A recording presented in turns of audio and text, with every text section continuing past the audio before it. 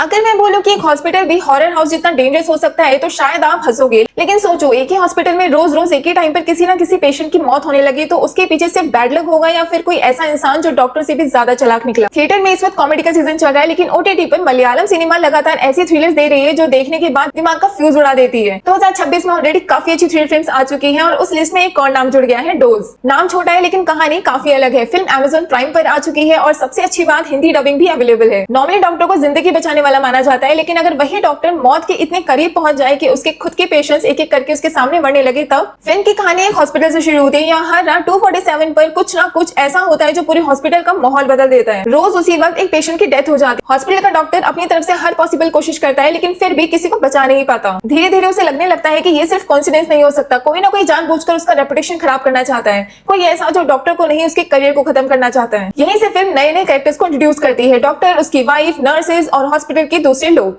देखने में सब नॉर्मल लगते हैं, लेकिन धीरे धीरे पता चलता है कि हर किसी के पास कुछ ना कुछ छुपाने के लिए है। किसी पर भरोसा करने का मन करता है और अगले ही सीन में वही इंसान शक के घेरे में आ जाता है। जब हॉस्पिटल में डेथ्स बढ़ने लगती हैं तो पुलिस की एंट्री होती है और उसके बाद फिल्म एक्चुअल थ्रिलर मोड में आती है। फर्स्ट हाफ ज्यादातर आपको कंफ्यूज करता है, बार बार लगता है कि किलर मिल गया, लेकिन अगले ही मोमेंट में सब उल्टा हो जाता है। सेकंड हाफ में एक लेयर खुलती है और मिस्ट्री, सस्पेंस और धोखा तीनों साथ साथ चलते हैं। बस एक बात पहले ही क्लियर कर देती हूँ, इस फिल्म से मास्टरपीस वाली एक्सप्रेशन मत रखना। सब्जेक्ट फ्रेश है, मेकर्स ने कुछ नया ट्राई किया है और एफर्ट दिखता भी है, लेकिन हर जगह परफेक्शन नहीं मिलती। सबसे ज्यादा मजा क्लाइमेक्स में आता है। एक ट्विस्ट खत्म होता नहीं दूसरा सामने आ जाता है। कभी लगता है केस सॉल्व हो गया, फिर एक और रिवील आके पूरी थ्योरी ही बदल देता है। अगर आपको लास्ट तक गेसिंग गेम पसंद है तो ये पार्ट डेफिनेटली एंजॉय करोगे। हाँ, एक कंप्लेंट मेरी भी रहेगी, फिल्म का नाम मेडिकल थ्रिलर है, लेकिन मेडिकल साइंस को और डिटेल में यूज किया जा सकता था। हॉस्पिटल का सेटअप सिर्फ बैकग्राउंड बन के रह जाता है। अगर डॉक्टर्स और ट्रीटमेंट वाली डिटेलिंग थोड़ी और होती तो फिल्म बिलीवेबल लगती। एक और वजह है जिसकी वजह से शायद ये फिल्म सब तक नहीं पहुंच पाएगी। इसमें ऑलमोस्ट सारे एक्टर्स नहीं है, कोई बड़ा फेस नहीं है जो ऑडियंस को थिएटर या ओटीटी तक खींच सके, लेकिन कहानी के हिसाब से सबने अपना काम ऑनेस्टली किया है। सच बोलो तो अगर इस स्टोरी को किसी बड़े बॉलीवुड एक्टर के साथ बनाया जाता है तो शायद लोग इसे मास्टरपीस बोल रहे होते, लेकिन जब नए लोग कुछ अलग करते हैं तो ऑडियंस उन्हें उतना चांस नहीं देती।